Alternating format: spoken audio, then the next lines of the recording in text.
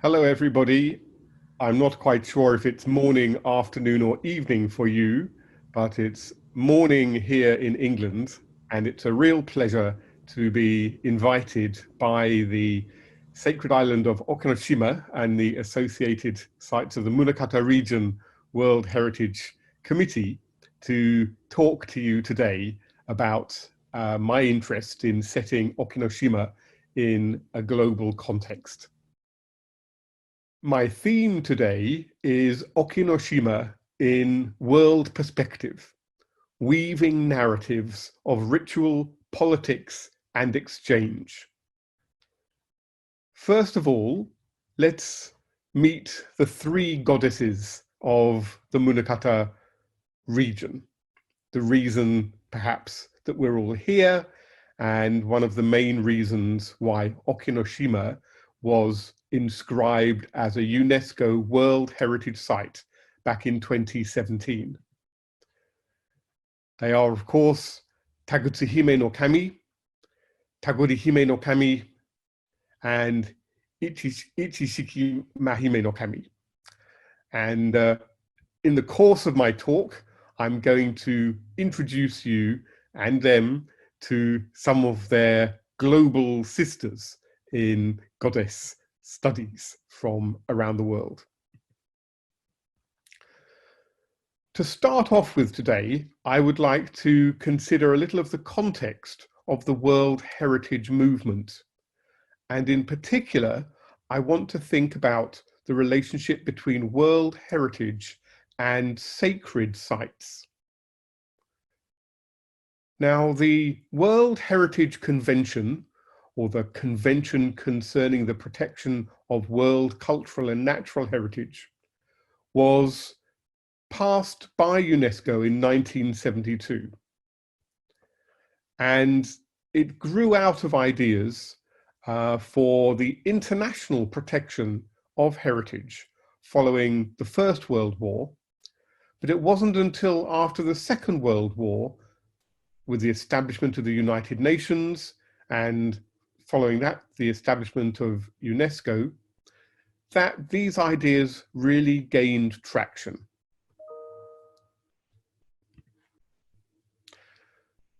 There are many World Heritage Sites in the world today, and we'll take a closer look at that in just a second. But as I said, today's talk is very much about religious sites or sacred sites. And these are right at the heart of UNESCO's World Heritage Mission at the moment. In many countries of the world, including my own, the United Kingdom, and Japan, archaeology is recognized as a fragile and finite resource. Archaeology can help us understand what it means to be human, how we came to be what we are today. But there are many debates and discussions around archaeology and heritage, in particular perhaps sacred sites, because they generate many different viewpoints. And recent scholars have accepted that many sites of sacred heritage in particular are contested. There are different views about their significance, about their meaning, about their importance, and about the merits of preserving or not. Here is a particularly extreme example of what happens when two worldviews clash in this arena of contested heritage. In the summer of 2015, the Temple of Baal Shamin at the UNESCO World Heritage Site at Palmyra, one of the best preserved cities from the ancient world, was destroyed deliberately by members of ISIS, the Islamic Caliphate. This event caused outrage across large parts of the world, but for the supporters of ISIS, the destruction of this monument was a very important political as well as a religious act. And if we don't understand why that was, it's difficult for us to really understand why that happened.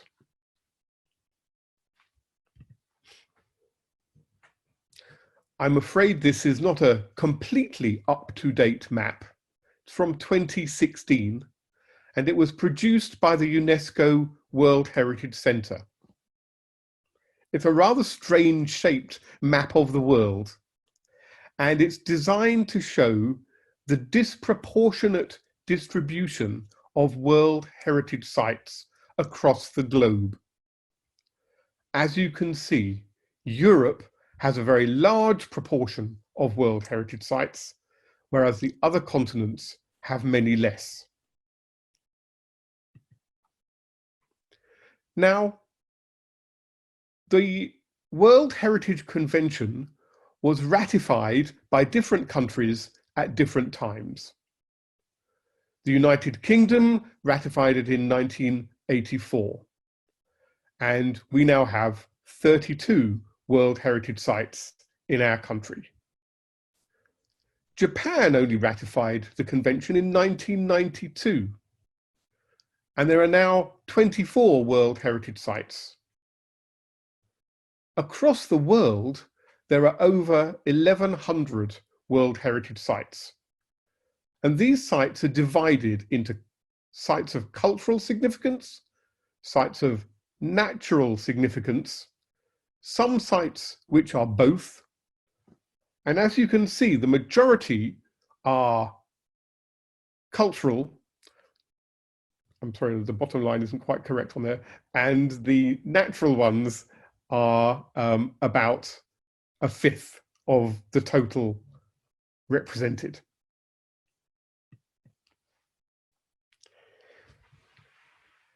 I've been very interested in recent years following the World Heritage movement in Japan. And I think it's fair to say that Japan is perhaps one of the most enthusiastic proponents of the World Heritage movement anywhere in the world. Many of Japan's most iconic buildings and places are World Heritage Sites, including Mount Fuji, which very interestingly was inscribed for cultural rather than for natural reasons. Perhaps for many people outside Japan, the Hiroshima Peace Memorial, the Genbaku Dome, is one of the most famous, instantly globally recognizable symbols of World Heritage. But there are many others, including castles such as Himeji Castle, and a large number of religious sites, including the temples and shrines of Nara, Kyoto, Nikko, and many other parts of Japan. Now, the vast majority of these sites are popular tourist destinations, and they can easily be visited both by Japanese tourists and by overseas tourists. One of the things that I find particularly interesting about the sacred island of Okinoshima is that ordinary visitors are not allowed to go there. And I think that this presents some very particular issues and problems, both in the presentation and in the appreciation of the significance of this particular World Heritage Site. Now, I am an archaeologist by training, and I'm very aware that most archaeological excavations, the main activity, if you like, that archaeologists undertake as part of their professional practice, most excavations happen for a relatively limited amount of time. And we describe archaeological excavations as unrepeatable experiments. We can only excavate a site once. It's difficult to go back and excavate the same thing over and over and over again. But what we can do is we can go back and we can re-excavate, if you like, or reanalyze and reinterpret materials that were excavated in the course of original investigations. And one of the things about the World Heritage Movement, especially in recent years, that I think has been a tremendously positive development, has been the way in which the nomination of World Heritage Sites has stimulated an enormous amount of new research on sites which are perhaps very well known, or we think are very well known. And this reanalysis, using the latest techniques which are available to archaeologists, to historians, to curators, allows us to completely re-understand in new ways some of the discoveries that were made a long time ago. This is perhaps particularly the case at Okinoshima and the associated sites of the Munakata region.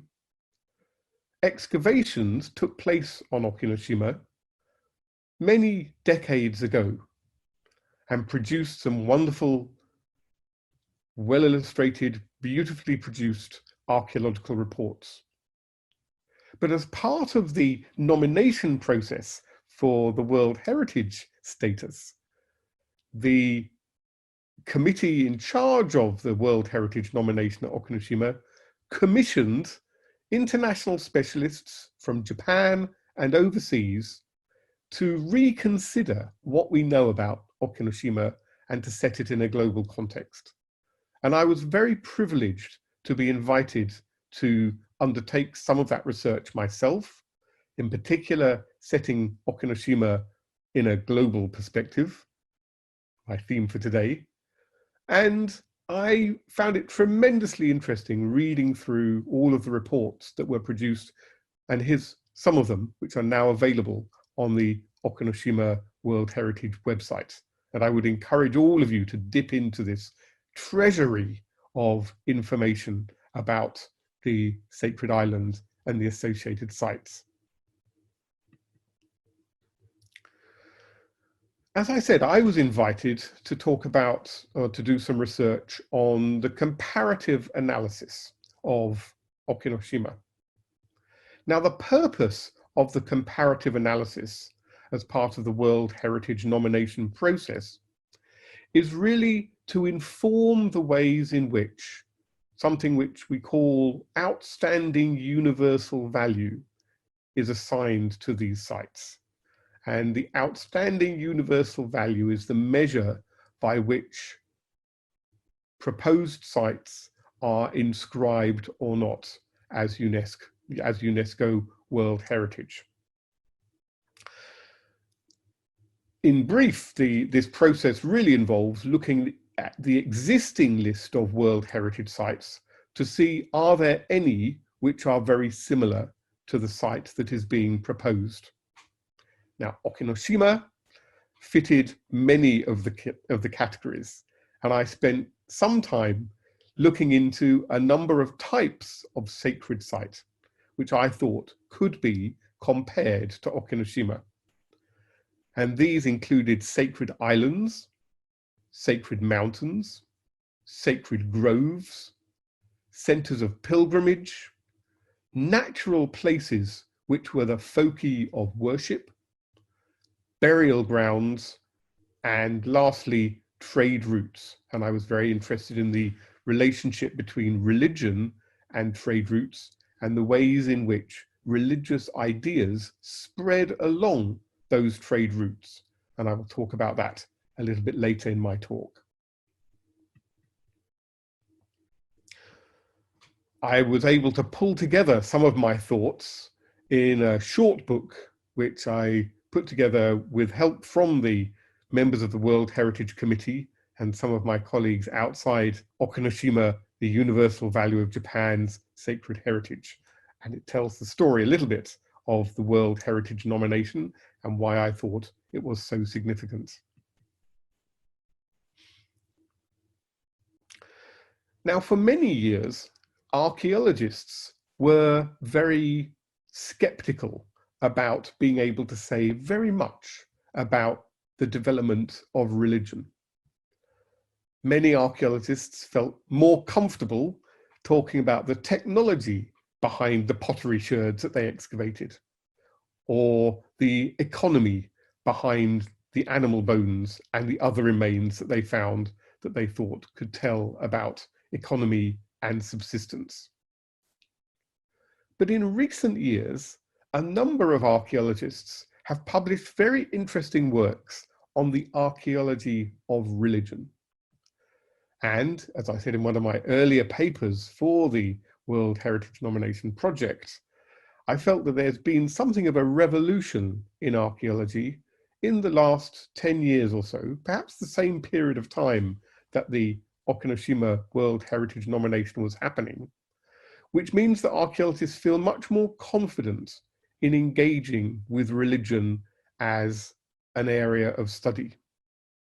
For many years, if we discovered artifacts that we could not understand their purpose of immediately, an example that I'm very familiar with are the Dogu clay figurines from the Jomon period, we would say, they must be ritual, very mysterious. We don't really understand what it was all about.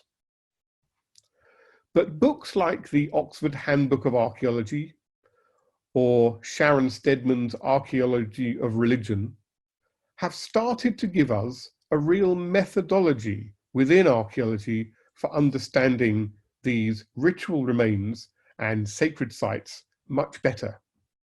And in Japan, there is a wonderful tradition, a long-standing tradition of ritual archaeology, or the archaeology of religion, perhaps stretching back to Professor Oba Iwao at Kokugakuin University in Tokyo, who produced a wonderful series of books called Shinto Kokugaku no Koza, or a series of studies on Shinto archaeology. And it's possible to draw on much of the work there to think about some of the materials that we find at sites such as Okinoshima. There are two books in particular I want to introduce to you today, and they're two brand new books. And in preparing for this lecture, I've taken some time out and I've greatly enjoyed reading both of these. And I would recommend them to any of you who have an interest in the archaeology of sacred sites. One is Sacred Heritage, Monastic Archaeology, Identities and Beliefs by Roberta Gilchrist, who is a medieval archaeologist at the University of Reading in England. And Professor Gilchrist has specialized in the study of medieval monasteries, and in particular, actually, medieval nunneries, and is very interested in questions of gender and how archaeologists can help us understand the social organization of some of these remarkable sites. And the second book is called Sacred Heritage in Japan, and it's edited by Eike Rotz, and one of the great specialists of Shinto studies in Europe today, Mark Chewan. And this book sets out a series of really interesting case studies in the ways in which sacred heritage is dealt with today in Japan, including mentions of Okinoshima. And as I say, I would recommend both of these books to you very greatly, and much of what I'm going to say in some of my talk now is informed by some of the ideas set out in these books. And I just want to take you through a few of the ideas that are set out in these volumes, perhaps particularly in Roberta Gilchrist's book. She asks a series of questions that she wants to answer. She wants to know how sacred heritage is used to construct narratives relating to nationalist and religious identities. We all live in nation states, and so why should the archaeology of one nation be of interest to people living in another nation? We know that it is. We can see that through international tourism. People love to travel the world and go and visit World Heritage sites, in particular sites of sacred heritage, even if they're not followers of those religious ideas, even if they're not members of those nation states themselves. She also asks, what is the role of archaeology in authenticating or challenging sacred myths and religious narratives? And she sees that archaeology provides a way of authenticating the spiritual authority of sacred sites. Now we know that Okinoshima has tremendous spiritual authority. There are networks across Japan of people who follow what happens at Okinoshima very closely, and I know it plays a large part in their world. And I'm very interested in how archaeology might contribute to that. The third question that Professor Gilchrist asks is, can sacred landscapes or seascapes, because I think this is a topic that interests me very much. I see Okinoshima and the Munakata region as being a sacred seascape. How can these be understood as contested sites, which hold multiple meanings for different contemporary social groups? Now, Gilchrist answers these questions through some detailed case studies of sites in the UK, which I'm going to come back to a little bit later on, one or two of the examples. But she makes some important points. One is that authenticity is probably culturally relative. What does that mean? It means that authenticity probably varies depending on social and cultural contexts. She's also very keen to understand how what she terms the spiritual credentials of a place. How are those spiritual credentials established? How is the spiritual authenticity of a place established? She's interested also in this notion of authentic archaeology. As you all know, today we live in a world full of fake news, fake history, fake all sorts of things. There's definitely fake archaeology out there. But when archaeologists are involved, people tend to assume that what they're being told is correct. So archaeological evidence is authenticated by experts, and that's a very important part of this process. But she then says that authenticity is a deliberate strategy for negotiating the grey areas between fact and belief, and maintains a neutral or objective middle ground between established religions and alternative spiritualities. And I think some of this very interesting, I think, contemporary thinking on the archaeology of religion and the significance of sacred heritage sites, which is of great relevance when we think about Okinoshima. When I did my first papers about Okinoshima, I said one of the things that I found really wonderful about Okinoshima, I was so lucky, I was so fortunate to be able to visit Okinoshima as part of my engagement with the World Heritage process. And it really made me think about experiencing sacred sites. What does it really mean to experience these places?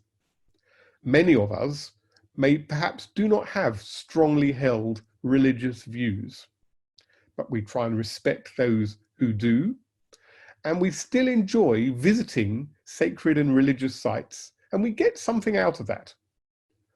Perhaps it's just a sense of awe, or a sense of the numinous, which perhaps, or a sense of the otherworldly, removing ourselves from everyday concerns in our lives. Gilchrist makes some interesting points, and she comes up with this idea of thin places, which she takes from other specialists working on religion. And thin places are regarded as places where the gap between our world, the everyday world, the physical world, and what in Japanese would be Anoyo, or the other world, or the spiritual world, places where that gap is very thin. And she feels that these thin places have a particular connection with notions of deep time. And very often the historicity of these places is as important as the place itself. It's that sense of being somewhere that has always been there or been there for a very, very long time. Now, as I said, one of the challenges we have at Okinoshima is that nobody can visit apart from those Shinto priests who look after the shrines. It is a hidden, taboo, secret place. So what can we do about that? There's the wonderful museum just up the road, the Museum of the Sea, the Umi no Michi Munakata. And if you go and visit that, you get a nice idea about what Okinoshima looks like, because there's a huge screen where pictures are presented, a movie is presented, and there are models of Okinoshima, and that's as close as you can get to experiencing what Okinoshima is like.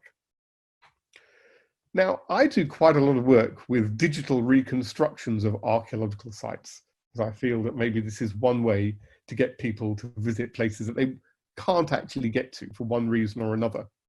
But there is a critique of digital reconstructions and models that I want to flag up with you.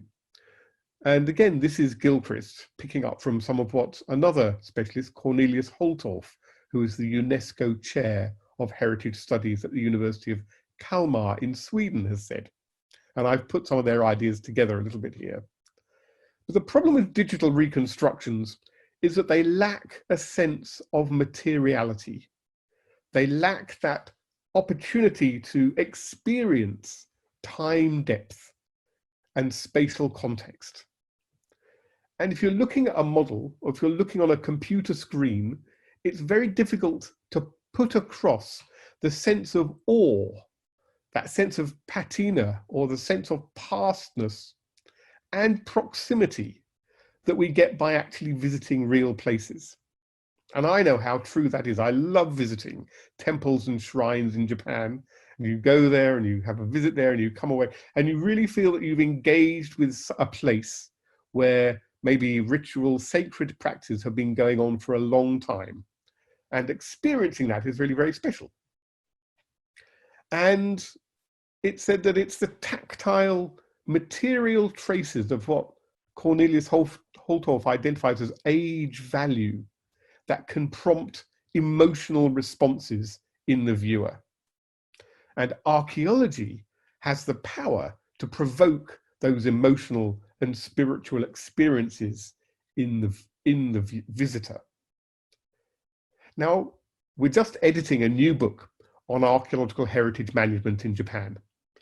And my esteemed colleague, Okadera Miki, has written a wonderful paper about Okinoshima.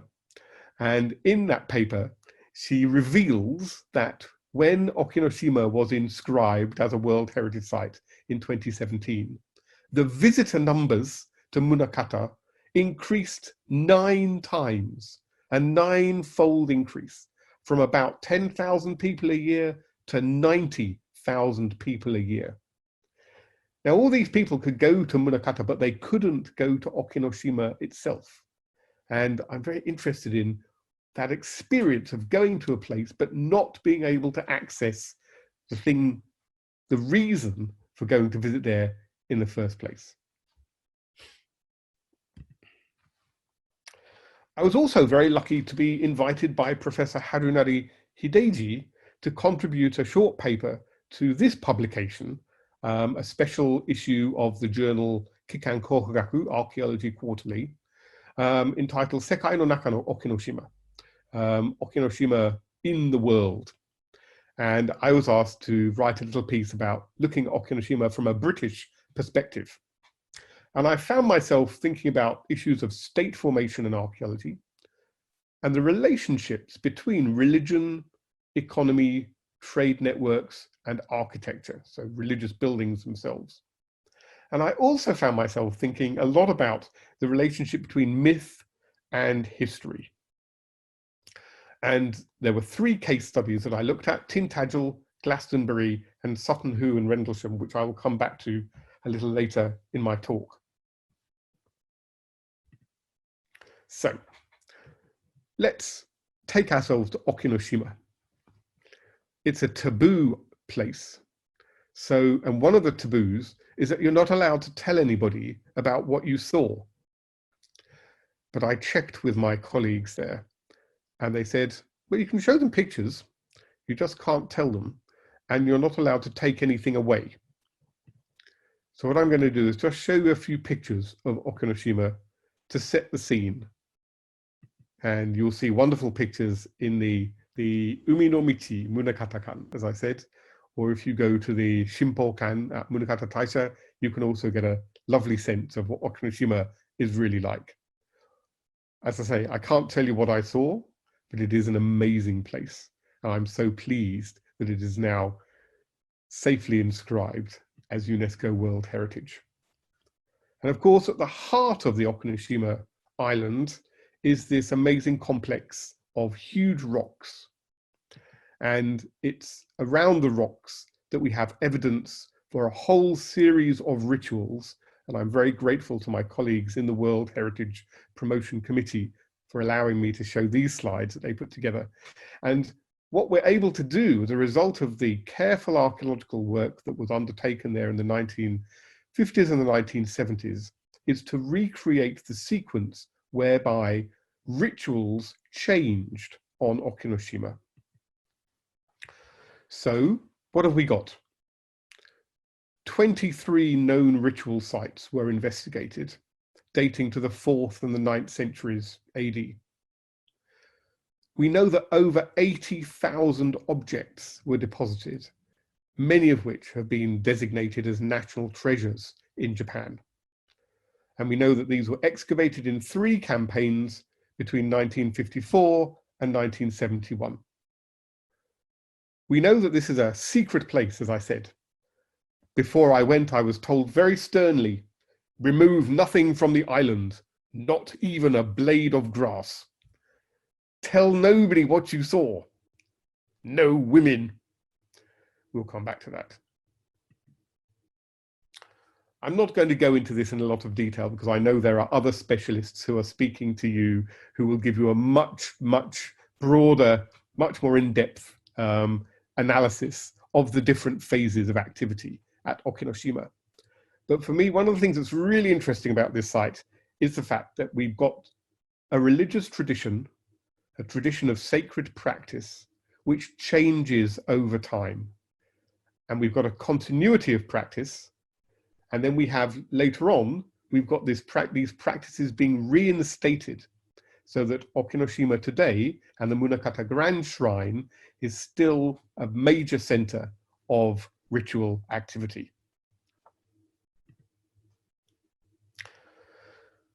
There's some geopolitical context to the inscription of Okinoshima, which we ought to think about if we're trying to understand Okinoshima from a world perspective.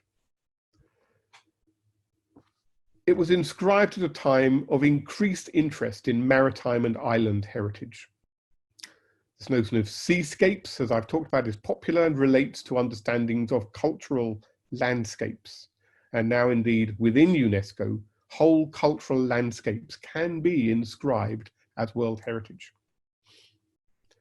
Okinoshima is described as the shosoin of the sea, Umi no shosoin, and I'll come back to that a little bit later on. And the Silk Roads are very much in world attention today, partly because of the Chinese government's Belt Road Initiative, or BRI, which is linking China with Africa and with Europe, new trans-Eurasian trade routes in an increasingly connected world. In itself, controversial, but a major initiative, and we have to understand Okinoshima in that context. We're also at a time when Shinto itself, the indigenous religion of Japan, is reinventing itself, if you like. Scholars like Mark Tuen and John Breen and Helen Hardacre have brought this story to a non-Japanese audience, and I would encourage you to read their books and get a sense of the richness of the debate around Shinto. And something that has always interested me is the relationship between this troubled question of the origins of Shinto and the adoption of Buddhism, the arrival of Buddhism in the Japanese archipelago from the 6th century onwards. And all of these things that come together, if you like, in the study of Okinoshima. So, the shosoin of the sea. What do we mean by that? As you know, the shosoin is the imperial treasury from Nara period Japan, which was constructed in the 8th century and contained treasures from all along the Silk Road. Glass from Persia, silks from China, ceramics from China, gold from Korea, all sorts of wonderful things. And I believe right now the shosoin special exhibition will be happening at the Nara National Museum. Courtesy of the terrible pandemic that's happening at the moment, I can't get to see it this year, which is a big shame. But I very much hope to be able to get back in future years and see later versions of that exhibition. Now, among the objects that were found at Okinoshima were many exotic objects from far-flung places, including gold from Korea, glass fragments from Persia, these gilt bronze dragon finials, probably from China, ceramics from China, bronze mirrors from China, and this rather wonderful little object, which is a miniature silk weaving loom, thought to be from Okinoshima, found a long time ago before the archaeological excavations took place. All now on display in the Munakata Grand Shrine Shimpokan, that wonderful museum that is right there next to the shrine.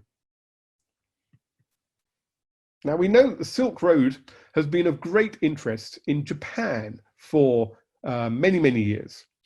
One of my first visits to Japan in 1988 coincided with the great Silk Road exhibition in front of the Todaiji Temple in Nara. And I was able to visit that exhibition, and ever since then I've been fascinated by the secrets and treasures of the shosoin. It is a collection of materials dating to early medieval China, Korea and Japan, which just don't survive as in such good condition anywhere else. And for my money, it is well worth regarding the shosoin as the eastern terminus of the Silk Roads. Here's just a little array of these wonderful materials. Musical instruments, mirrors, I say, beautiful inlaid silver vessels, silks, there are books, there are medicinal materials. The list is endless. And NHK made a wonderful television series about 40 years ago, visiting many of the sites from which these objects came. Here is a map showing the extent of the Silk Roads, and one of the projects that I'm working on at the moment is revisiting this, and I'll come back to that again a little towards the end of my talk. Now, we know that the earliest written accounts that we have about life in the Japanese archipelago were not written in Japan, they were written by Chinese people. And these Chinese accounts talk about a land called Fusang. And here's just a little description of how perhaps Japan was seen from China and Korea at the time when the religious deposits were being made on Okinoshima, this period when many envoys were being sent from Japan to Korea and China, and Japan was welcoming envoys from the continent as well. And what I want to pull out here is that Japan was seen very much as a place where mulberry trees grew. What do we say? Mulberry trees of more than 1,000 meters rising from the blue seas. And there's a whole terminology of the intertwining mulberry tree, or the fusang, as a metaphor for ancient Japan. And of course, it's mulberry that produces silk. And we know that the Munakata deities were silk weaving deities. And that is something, a theme that I think is worth exploring a little bit further as we look at the various narratives that we can weave together around Okinoshima and the sacred sites. So it's a tremendous resource. Okinoshima and the associated sites of the Munakata region. So I was slightly disappointed at the coverage in the Western media of the inscription of Okinoshima as a World Heritage Site. This is the Daily Telegraph, one of the most conservative, renowned newspapers in the United Kingdom, particularly famous for its foreign coverage. They grabbed the story about it being a men-only island. It wasn't only The Guardian. In the BBC, Okinoshima, the sacred Japanese island that women are banned from visiting. This was the headline. And I spoke extensively to my colleagues in the World Heritage Promotion Committee. I said, how are we going to find ways to get people to think, look behind these headlines and to think about other ways to appreciate what these sites are all about? Of course, we know that women can go to the Yohaijo and they can view Okinoshima. I don't know if we can see it on this photograph. Sometimes you can, sometimes you can't. Just floating out on the horizon, just out there. I've seen it a few times on clear days. But very, very few people can actually get to see what the religious facilities look like on Okinoshima itself, although they are able to visit the Munakata Grand Shrine and the shrine on the island of Oshima as well. Perhaps for many people visiting the Munakata Grand Shrine, they're there having their car blessed, or they're there for other more normal Shinto practices. Many people also visit in October for the Miare festival, when all the fishermen of the Munakata region from the port of the gods, they make this wonderful boat procession around the island as the goddesses are taken from one home to another. So I think that there's a number of research themes that come out of the study of Okinoshima. And one of them is, how can all of these non-visitors, these people who can't go there, how can they appreciate the value of what is there? And I think we can help them understand that by weaving all these different narratives together. Understanding the place that Okinoshima has in East Asian history, looking at religion, politics, and the interaction embodied by all of the envoys who we know were going backwards and forwards to East Asia at this time. I think we can also really draw on this idea of the archaeology of religious experience, which is both comparative and universal. I think we can help people understand one of the big changes which happens at Okinoshima in that ritual tradition. And that's the change from the worship of natural places to worshipping at monuments or in buildings. And I think that shift that we see on the island from the ritual deposits around the boulders to the construction of shrine facilities in amongst those boulders is fundamental, very, very important. And understanding that, I think, is key to what we're seeing going on here. But we also need to think about notions of isolation and taboo. What extra power does that give Okinoshima, the fact that nobody can go? Makes us more curious. We will want to go, but we can't. And I think this leads me on to an area that I'm thinking about a lot at the moment, which is the outstanding universal value of secret places and hidden treasures. There are not many World Heritage Sites, especially the cultural ones, maybe some of the natural ones, not many of the cultural ones which you really can't get to. Now, I'm going to come on now in the second part of or the later part of my talk, just to give you a few comparators from my part of the world. We know that the Kojiki and the Nihon Shoki, written in the early 8th century, are where we find the first accounts of the Munakata deities and the Munakata clans. And I'm sure we have other specialists who are going to tell us much more about that. In my country, in England, what is now the United Kingdom, it wasn't the United Kingdom then, from the 5th through to the 10th century, we're in what is called the Anglo-Saxon period, or the early medieval period, when many different peoples came into the country from Germany and the Low Countries of Denmark and from around the North Sea. And they established their own kingdoms in England. And we know the history of this period from a number of written sources. For example, there is Gildas and on the ruin of Britain from the 6th century, and the Anglo-Saxon Chronicle from the 9th century. But just like the Kojiki and the Nihon Shoki, these are not straightforward history, but this is a blend of history, myth, and legend and observation.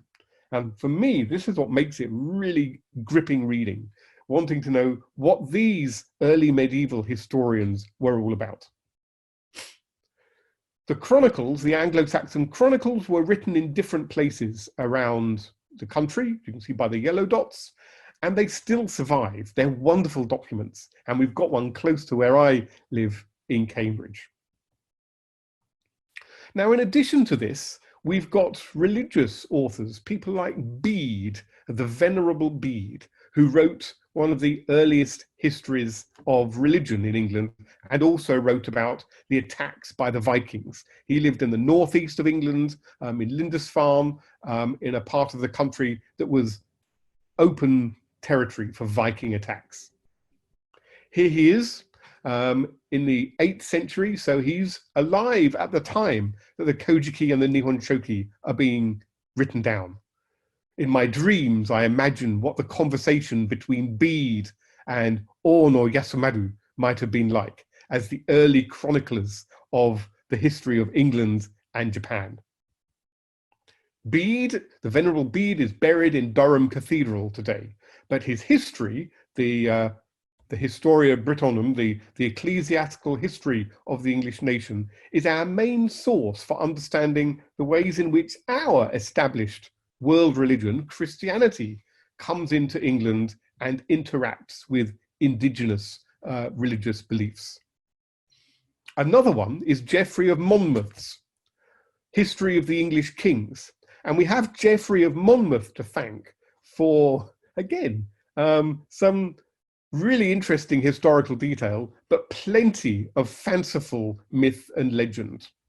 In particular, Geoffrey of Monmouth talks a lot about a king called Arthur, King Arthur, who is perhaps the most famous legendary king in England. We don't even know if he really existed.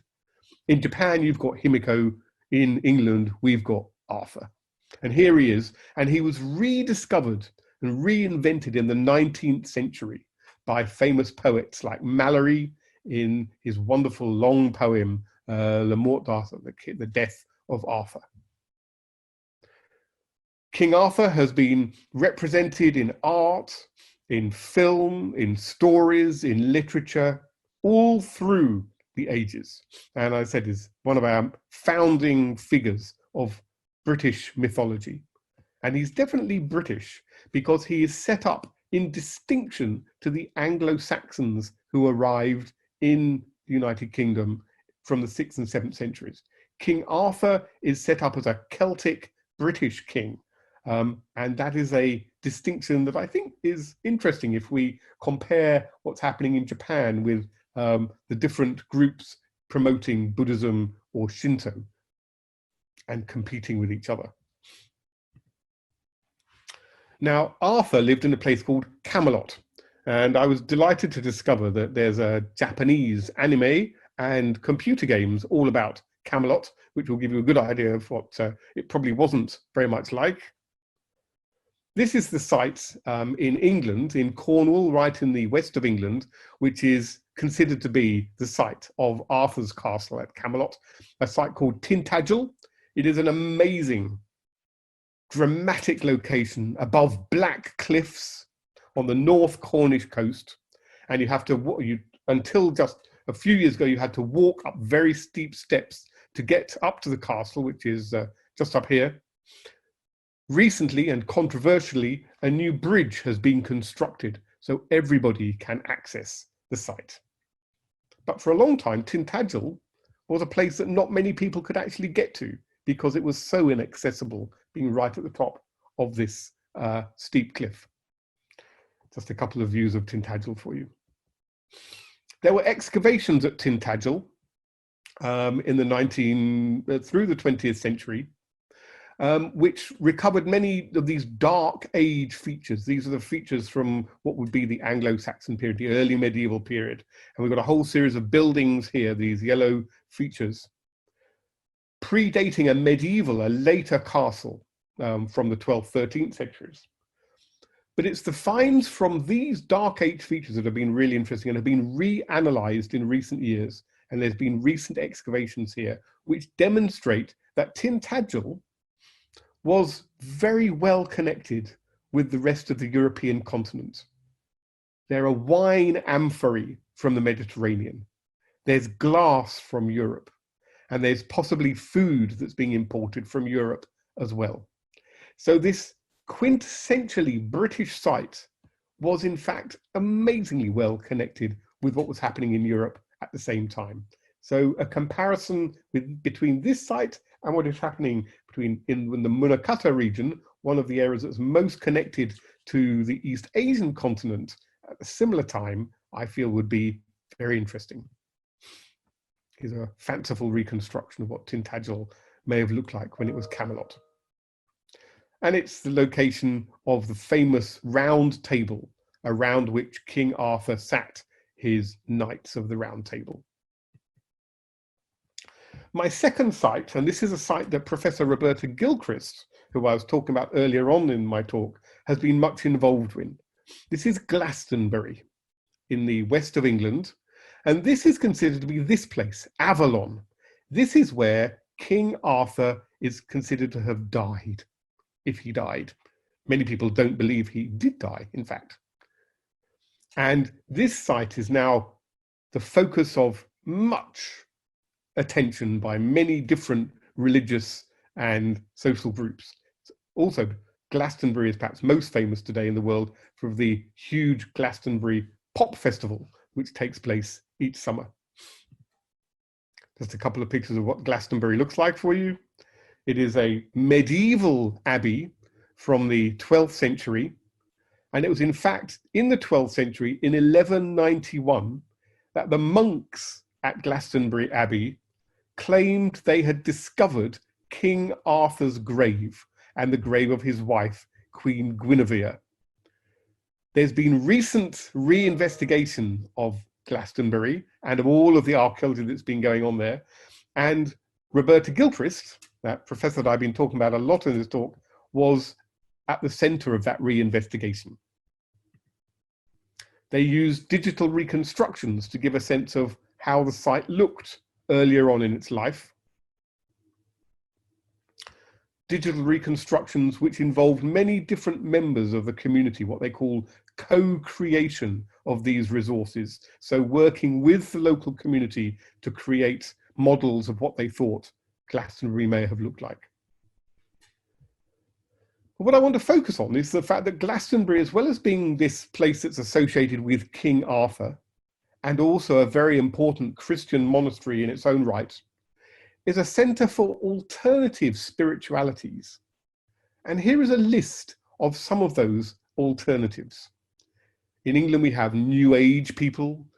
This is the community of Avalon, the people who believe this is where King Arthur died and where his wonderful sword, his magical sword Excalibur, was taken from the stone. It is the center of a Druidic university. It's associated with Joseph of Arimathea, the man who is considered to have buried Jesus in the Holy Land. It's also the focus of a prehistoric goddess cult. And here are some of our English goddesses, and I wonder what they would make of our Munakata deities at Okinoshima. It'd be wonderful to bring them together at some point. All of these different interests, and it all means that Glastonbury is a thin place. We talked about thin places earlier, where the gap between this world and the other world is thin, where the physical and the spiritual realms meet, linking the present place to the deep past. Now, I just want to really finish off looking at some of the exotic things which are involved in these connections, the trade routes and how religion may inform them. Now, a couple of years ago, 2016, this hit the headlines: Roman coins found in Okinawa. And for many people, it was unimaginable that these objects, they were in medieval deposits. So it had taken a long, long time, maybe 1,000 years, for these coins to make their way from the Roman Mediterranean to what is now Japan. But they did. And they are they're not very impressive to look at, maybe, but they are extraordinarily interesting in the stories that they tell of the connectivity of the ancient world. At the other end of Eurasia, we have this extraordinary object, which has fired my enthusiasm and piqued my interest over the last couple of years. This is a small bronze Buddha statue, probably made in the Swat Valley in northern Pakistan in the 6th century AD. But it wasn't found in Pakistan. It was found here in this little tiny place called Helior in Sweden. Helior means holy island. And it was found in the house of a Viking from the 7th century AD. Somehow this object had made its way along the Silk routes to Sweden. It was associated with some other religious regalia, including a beautiful silver and gilt bronze bishop's crozier. This is one of the symbolic tools of a Christian bishop that was probably brought back during a Viking raid in the middle years of that first millennium. Here's the site, to sort of give you a little bit of a view of what it looked like. Helior, it's another island, and there have been excavations there which show where the houses are. We know that the Vikings really got about in ships, and this is the Viking ship museum in Oslo. And any of you who have the opportunity, do go. These are amazing objects. So these are ships from the 9th, 10th, 11th centuries, and they are incredibly well preserved. One of my dreams is to bring a Viking ship to Munakata one day. We know that the Vikings used these boats not only for water transport to get all across much of Western Eurasia, and we find traces of the Vikings as far in the east as what is now the Caucasus. We know that they were in Constantinople because they left their graffiti on the walls of Hagia Sophia. And of course, we know to the west, the Vikings got as far as Greenland and America. And the trading routes of the Vikings are exemplified by sites like Birka in Sweden. And we know these were tremendous trading entrepôts that they were bringing back all of these great treasures that they were finding on their journeys around the world.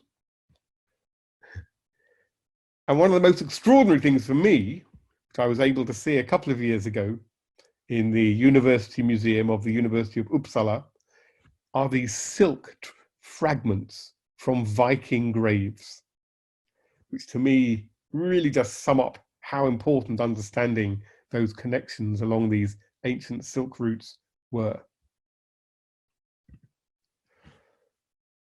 This is a site closer to home, a little earlier than the Vikings themselves, but perhaps the most famous site of Anglo-Saxon England, called Sutton Hoo. It's a burial ground.